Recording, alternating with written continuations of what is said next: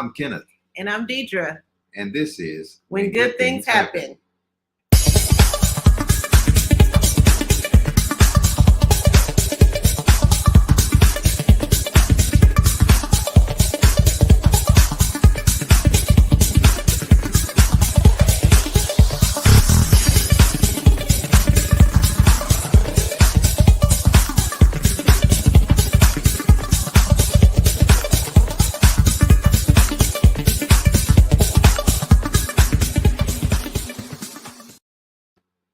What's good, y'all? How y'all doing today? Hey, listen, this is the month of Black History. So we're trying to celebrate anyone, as far as educators are concerned, to help influence us as a community, as a culture, to take us to the next level. Yes, we love our educators. And a lot of times, a lot of people don't have the, I guess they can't say that they had a lot of African-American educators growing up. Not necessarily African-American, but also African-American males, because that's very rare. And in the world that we're living in today, especially our children need good role models and African-American males that get into education. They're good father figures for the children as well to be able. So we're gonna get to know some of the African-American male educators that we know and celebrate them and salute them and find out about some of the great things that they have going on. But before we get into our special guest for today, we wanted to give a shout out to K-Dub's Funky Craftings for these t-shirts that she made for us and the mugs. Who's thirsty? Her for that. She's a very new business, and so we're supporting her, and she is on Instagram. She's just starting. You can reach her on Instagram at KeishaLynn02 right there. You can contact her there. She will be uploading stuff so that you can go out and support her. And if you are interested in sending us some good stuff so that we can give you a shout out and try to get you some connections and stuff like that, you can contact us at our email address, and we will give you the information that you can send to us so that we can be able to support you as well while we're doing this, because you never know. All right. So today, our very special guest that we have on today is none other than the Dr. Bryson McGuire. And so I am going to read his bio. Y'all bear with us because we're trying to get this stuff together. So but I think I got it together, but I'm going to read his bio and then we're going to have him on.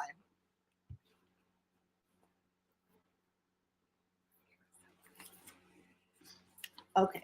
So recipient of the 2013 Bridging the Gap Award and nominated for the 2017 Muhammad Ali Humanitarian Award from the Association of Black Students for exhibiting excellence and connecting minority-based organizations to minority-based organizations on the campus of the University of Louisville, Dr. B.T. McGuire holds strong analytical and presentation skills with extensive experience with educating, counseling, coaching, and public speaking. If you can dream it, you can achieve it. This is a quote that Dr. McGuire lives by and often quotes.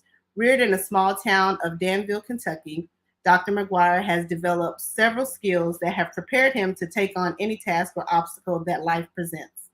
As a first-generation college student, McGuire has always made education a priority.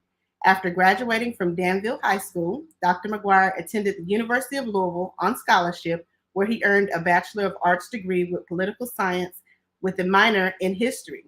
Graduating in May of 2015, in 2016, 1 year after graduating from the University of Louisville, McGuire graduated from the University of Kentucky with a master's degree in secondary education. In 2020, Dr. McGuire earned his doctorate in learning organizations and strategic change from Lipscomb University in Nashville, Tennessee. Dr. McGuire served as a classroom instructor for several years.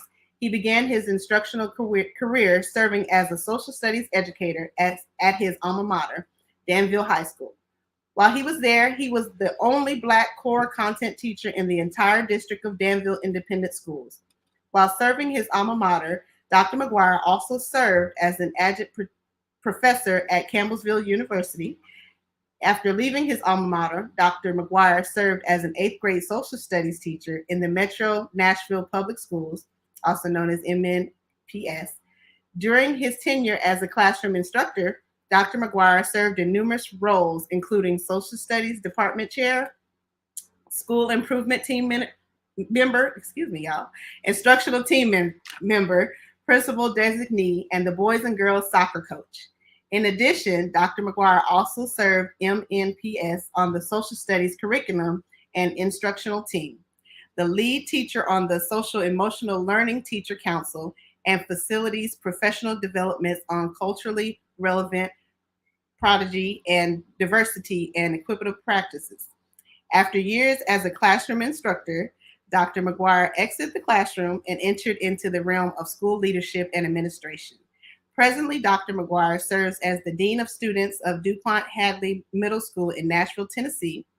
As the Dean of Student, Dr. McGuire develops classroom culture and management strategies utilizing the strategies of restorative practices, assists with the implementation of social emotional learning, provides instructional feedback to classroom instructor, and continuously monitors and analyzes student attendance, trends, and disciplinary data.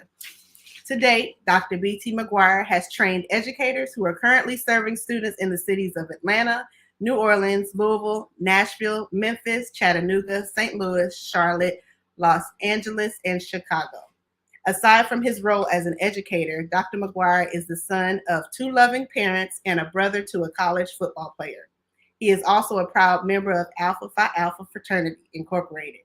Dr. McGuire's life and educational career have taught him to never become complacent or satisfied. Students will often hear Dr. McGuire say, "No one can be you like you can be you." As a leader with efforts to build trust, show compassion, provide stability, and create hope against all stakeholders, it is his aspiration to transform as well as to serve all individuals through the strength of empathy, futuristic discipline, positivity, and belief with hopes to achieve a shared, collective, and united goal.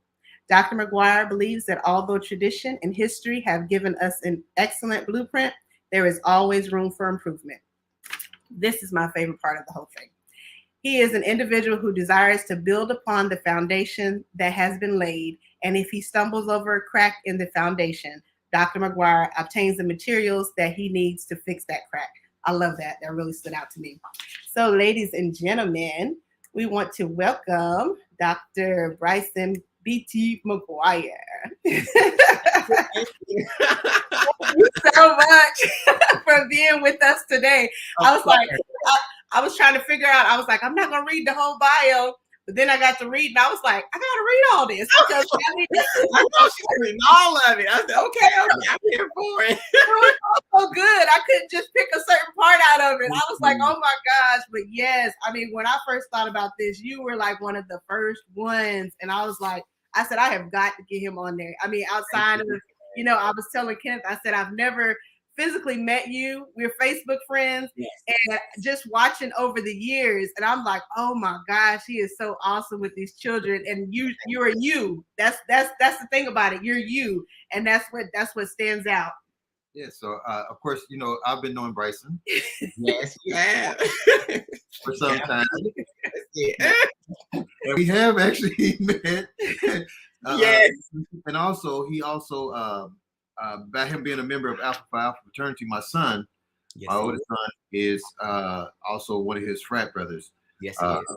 And I believe he may have reached out. I think he reached out to you. He did. Yeah. He did. As soon as you told him, he reached out that next day, I believe. Yeah. Connection. So that way, we got a chance to. I know Bryson on a personal level, as far as church is concerned. Yes. Mm-hmm. So I know people look at us as growing up as being church children and. Being raised and reared in the church, but the church has a lot of good avenues and good training tools that help us, even though it was strict as we thought of it being, but it also taught us how to act in public and how to go forth and do different things. Yes. I seen in your bio, I heard her mention about public speaking. All the times they made us get up and say speeches and stuff like that for Easter, that helped us with with public speaking. So I know she kind of goes off the paper, but with the church, it helped me to be able to go off the cuff. So if somebody says something to me, I can kind of jump out there. But I've watched you, and I've seen all these different states. I did not know that all these other states, I mean, all these other major cities was included in the time that you went to do the training in Atlanta. I mentioned that to her when we were in the car. Yes. I remember you doing that. You stayed in Atlanta for a couple of months, wasn't it? Yes, I was in Atlanta for about 4 or 5 months training teachers. And so I typically do that every summer. I actually, you were naming off the list. I meant to add Honolulu to that list as a last year. As a last year. Every year we train teachers from all over the United States, and certainly also being in the classroom, I've had a lot of student teachers I'm also able to teach too. And a lot of people come to Nashville, and I facilitate some of those things here too. So it's been a wonderful experience. Just been able to say that I have been able to rear a lot of the teachers. They're now teaching in various places, across the United States, and to think that they have a little piece of me in the areas that they're in. So I'm grateful for that, and I could just be like a little piece along their way. That is awesome. That is awesome. Well, we're not going to get in too far. We just really want to bring you on so you can tell the world. It's like you have this platform. If you could tell us about you, who inspires you, what inspired you, tell us what you do, what you have to offer. We're just going to give you the floor, whatever you want us to know about you that we don't already, but everybody don't know. So I know I read a lot, but we're going to hear from your words. Sure. And thank you all so much for this platform. I think it's excellent. I think that the things that you all are doing and the things that you all desire to do with this platform are phenomenal. So number one, I'm grateful to just be a part of it. And certainly I want to thank you all for considering me. Yeah.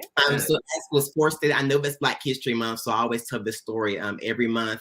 My grandparents went to an all-colored school growing up, and my grandmother was actually the last graduating class of Bate High School in 1964. And a few years ago, they have a biannual banquet that they'll invite several of their classmates to, and people throughout the years that attended this, the all-Black high school will come back to Danville, Kentucky, and they will engage in what they refer to as the Bate High School reunion. And one year, I was asked to come in to be keynote speaker. And the theme that year was to return the favor. And so they were talking about all these wonderful accomplishments that Mr. Bate, who is the founder of this institution, had instilled in their students and had instilled in their educators. And the theme was, what can we do as individuals to return back the favor to this community that Mr. Bate had certainly had eloquently done as his time and tenure as the principal and the founder of that institution. And so my whole ideology of education is, what can I do to return that favor, and that's all that I've always been about, even during my tenure at high school. At my alma mater of Danville High School, I was the only core Black content teacher, there. Prior to me, the last one I think had taught my parents. I'm like 4th or 5th generation Danville. So it was just it was a beautiful thing to be able to be a part of that, and to be one of the only, or to be the only Black male educator that many of our students have already had. And so I heard that that you had said that, and it's just phenomenal. And when you're reading off the bio, I was just thinking, oh my God, it's a blessing. It hasn't even been 10 years, and the Lord has provided me that opportunity to be able to accomplish those things. And as Kenneth had said, I'm thoroughbred, raised in a sanctified church. I don't know no other way.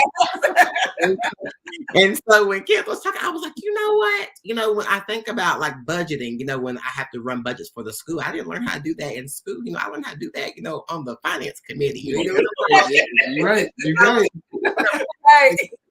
When I had to public speak, I only did that because, they taught us to be also ready. So a lot of these things that, I even in my, a lot of people in today's time, they will dog the church. They'll say all these different things. I'm never going to do it because that's where I'm from, And yes, I'm grateful for the degrees that the Lord has prospered me and allowed me to have. But my core foundation and how I know how to maneuver was because I was taught how to be orderly growing up in the church. And it was strict, but it profited us in the end. So I can't say anything about that, But at the end of the day, I'm a normal guy that loves children, that loves what I do, When I went to the University of Louisville, I went in as a biology major. And I went to these classes because I want to be an orthodontist. And I got into that first biology class and I said, oh no, let's think. I said, let's reroute that. So I love the law. So I began to engage in political science and I loved it, but I knew I didn't want to go to law school. And in the back of my mind, I knew that I always wanted to be an educator. Even growing up, I knew I loved teaching. I was a Sunday school teacher for years, adult and youth children. Teaching is all I knew. When I was younger, we would play school with all my cousins. I would be the teacher or I'd be the principal, ironically, And so I would do all that growing up, and I always knew that I wanted to be an educator, but I was always so scared about the financial aspect of being a teacher. I kept thinking to myself, I have a lifestyle that I must obtain, and maintain. That's it. I was like, Mom and Dad have been really good to me. I have to maintain this lifestyle, it's provided to me. And I remember going to my mother at the end of my sophomore year of college, and I told her, I really want to be a teacher, but I'm so scared about the financial piece about that because they don't pay teachers anything. The one profession that trains every other profession in the world. We train the presidents, we train the representatives, we train the doctors, we train the lawyers, we train the teachers, we train the preachers, we train the mechanics and the engineers, but yet we're one of the lowest paid professions and least respected professions in the entire United States. I've had the chance to go over to other countries and see how they do education there, and their teachers, specifically in like Switzerland and in Germany and in London, they are held at very extreme high regard as comparison to over here in the United States. So to see the level of respect and that we are shown as educators, and then couple that with the pay, it's mind-blowing to me, and so I expressed that to my mother, and she came to me as only she could. And she looked at me and she said, well, do you not trust the Lord? And I looked at her, I was like, that's a typical mother answer. Right. Typical of you. But I really had to think about that. I really had to think about it. I had been preaching and teaching all this, all my life, and so it was really going to come down to if I was really going to trust what he said do. And so I changed it. I kept my major the same as political science. And I knew that after I graduated with political science, I wanted to move in to get my master's in teaching. And I remember that in order to be a certified teacher in several states, particularly in Kentucky and in Tennessee, you have to pass what we refer to as the praxis exam. And so the initial praxis exam covers both reading, writing, and math. Well, of course, I tested out of math in college, so I didn't need to take it. I didn't have to take any classes in math anymore, and so I was thinking to myself, I know I got this reading and writing down packed, but this math is going to try to take me up out of here, right? I took that test, I know at least 4 times before actually graduating from the University of Louisville and still could not pass that math exam. What? And I was so upset. That's how I am with math. I was so upset because I had a full scholarship at University of Kentucky. Thank God for Alpha. I'll leave it there. But I had a full ride to University of Kentucky, and it was all contingent that I passed this test. And I was like, Lord, I've got to pass this test. I've got to pass this test. I've got to pass this test. And so the Lord had reminded me, again, going back to church, I was raised with this young lady. She's a little bit older than I am, but her name was Sister Yolanda Weathers. Yes. And she was a teacher, but I had known her all my life because I grew up around her, in church, and our family's associated. And so I called her, and she was a supreme math teacher. I remember at the time, she's always been a middle school teacher, but that set year she was teaching at the high school that year. And she called me to her classroom. She said, I'll tutor you, and I went to her classroom, not knowing that the same classroom that she had would be mine the following year. And so I go in and she's tutoring me in math, and I go and I take that test. She tutored and tutored and tutored and tutored. And I'm growing up fasting and praying, also studying, fasting, praying. I'm like, I've got to pass this test. I have a full ride. I've got to get it. And so Yolanda, she worked with me. She worked with me for days. And I go that next day and I passed that test. And since then, I served for 2 years at my alma mater as a social studies teacher. But since then, Yolanda has since passed this year. And I was thinking so heavily about that, and just thinking about this idea of returning the favor, and thinking about legacy, and thinking about all that stuff. And I owe her a lot. And I always make sure to give her her roses and thank her for that while she was here, to let her know how much I was appreciative of that. But after I left the university, after I left my alma mater for 2 years, I came here to Nashville, life-changing, got my doctorate, taught social studies for several years, moved into school administration, and now I'm serving as a dean of students and also independent educational consultant. It's been a blessing. I don't have any sad stories. It has been every single thing. And a lot of times I like to sit here and connect all the dots, that the Lord allowed me to do. And I was working in our school kitchen a couple of weeks ago, and I was helping them fold up like hamburgers. And they're like, yeah, one of the principals is helping, one of the admins is helping fold them. Yes, because I learned how to do this when I worked at, McDonald's, so I know right.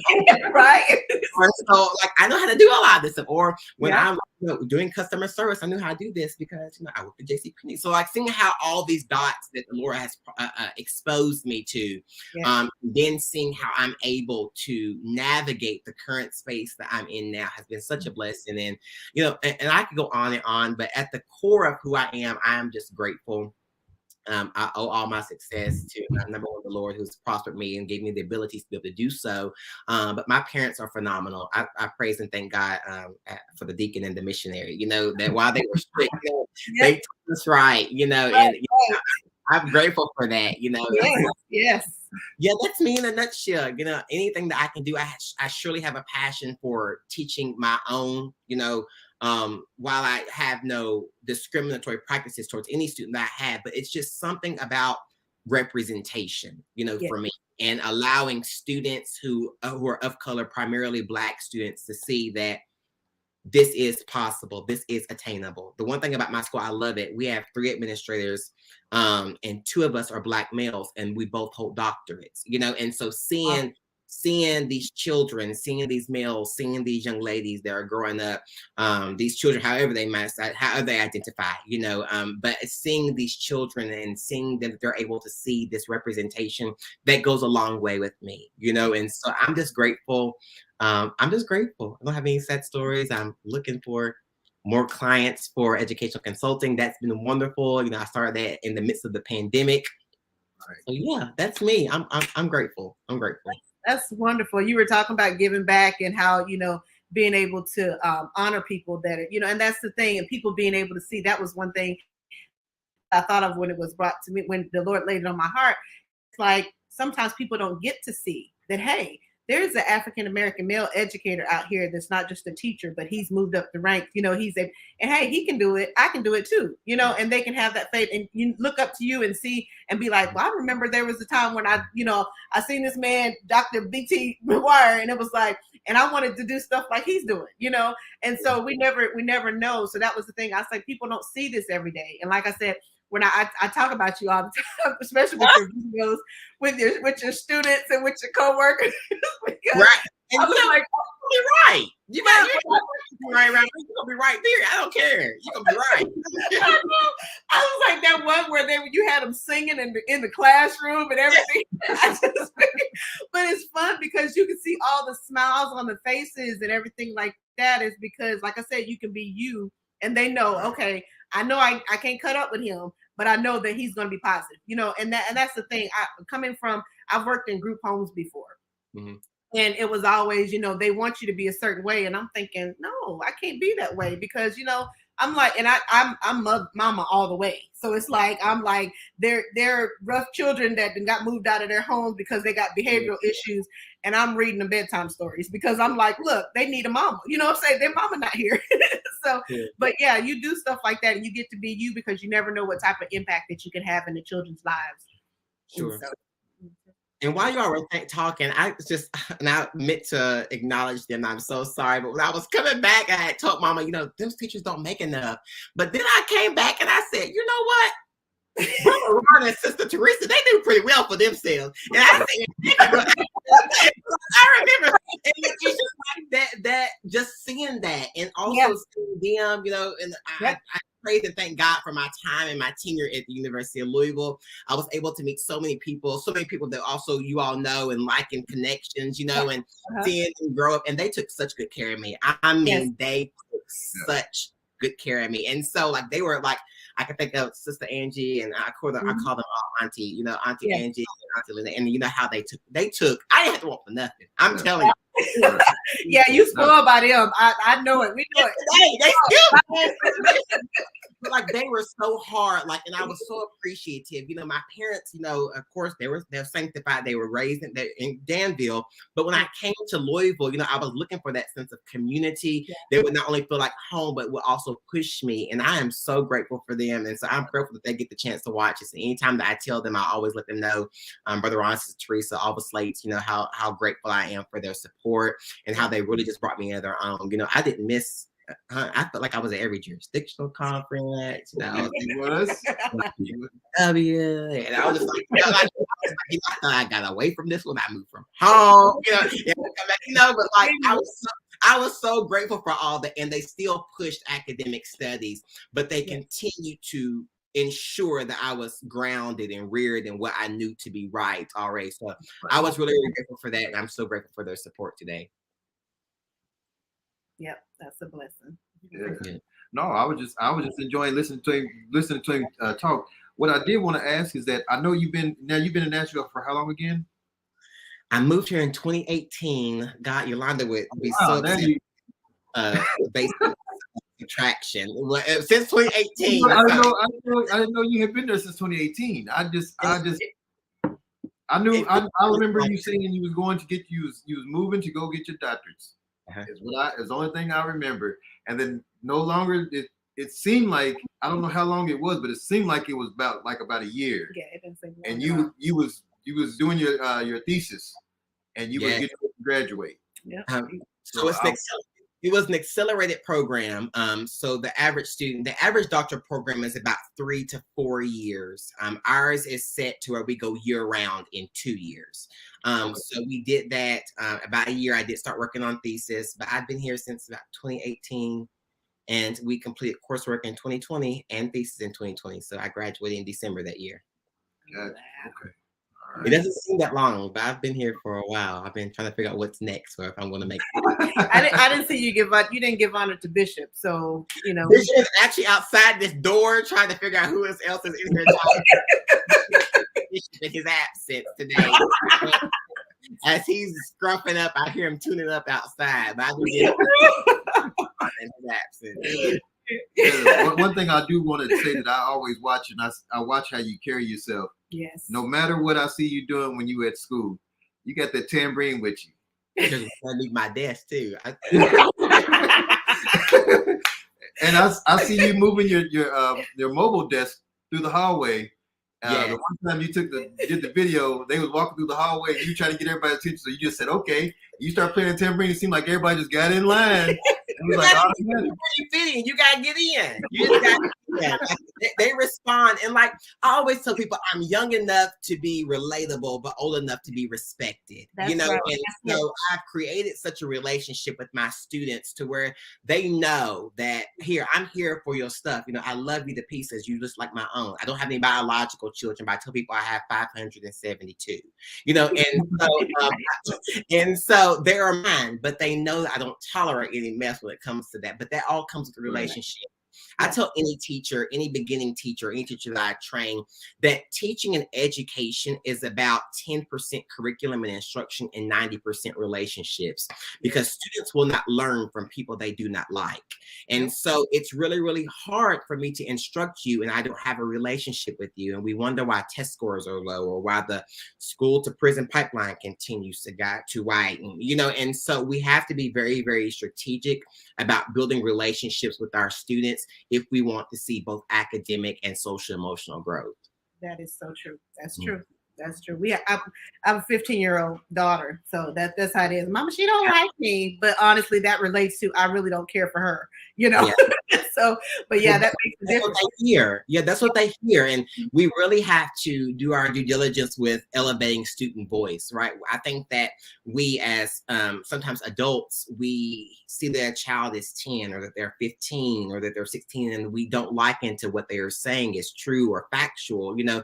But it is a lot of truth in what the children are saying. They may not say as we adults might, but her translating and saying she doesn't like me is truly translating that my teacher has not taken the time to develop a relationship with me. Right. You Yes. know, and so the teacher should then hear that, or the educator should then hear that and say, okay, what can I do to make sure that the basic needs of this student, such as Maslow would say, the basic need of belonging, right? That the student has the basic necessities, and then they feel that they have a sense of belonging. If I can establish that core first, then I can be able to reach the pinnacle of academic academic instruction or academic achievement. But I can't get all the way up here, and I haven't first, as the saints would say, laid that foundation. And so it'd be very hard to be able to do that. And so we have to really, really be careful and make sure that we're very, very sure that we develop those relationships with our children if we want them to be able to reach maximum success and potential. That's absolutely correct. Yes, that's wonderful. That's wonderful. This has been awesome. It's wonderful. I'm trying to get ready to put your information on there so people know that they can get in contact with you. They can follow you on Facebook, Twitter, and Instagram at Dr. BT McGuire.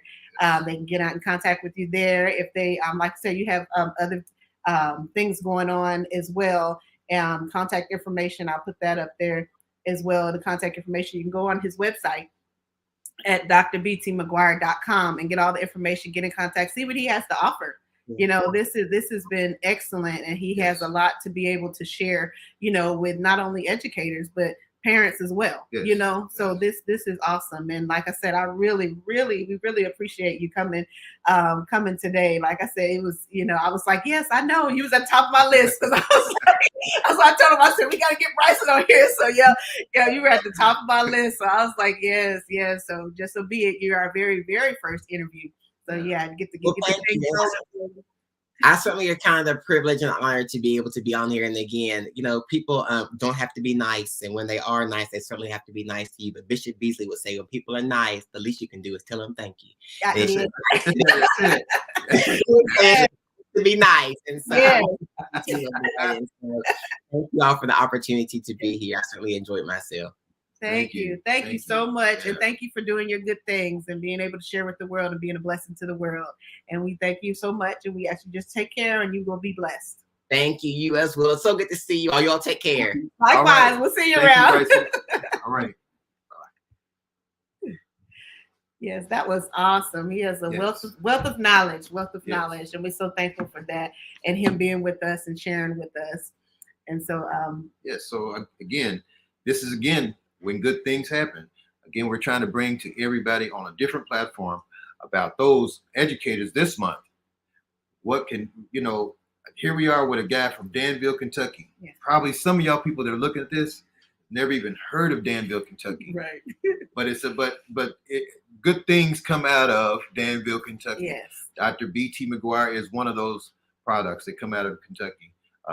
If any church folk are out there, Church of God of America is there. They know that anybody part of Church of God of America, you know, Danville is a hot spot for that organization.